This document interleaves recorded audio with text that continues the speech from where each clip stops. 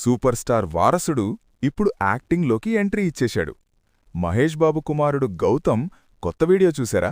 చాలామందికి గుర్తుండే ఉంటుంది.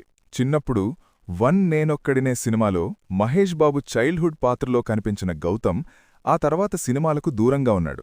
కాని ఇప్పుడు 14 డేస్ అనే షార్ట్ ఫిలింతో మళ్లీ నటుడిగా ఎంట్రీ ఇచ్చాడు.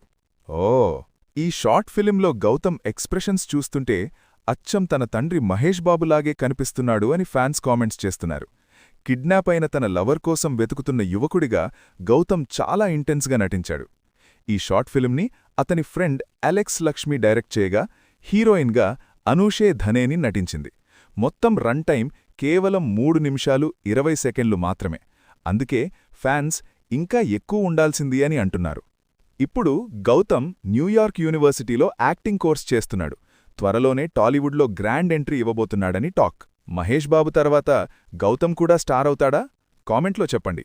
ఇంకా ఇలాంటి అప్డేట్స్ కోసం మూవీ మ్యాడ్ని ఫాలో అవ్వండి.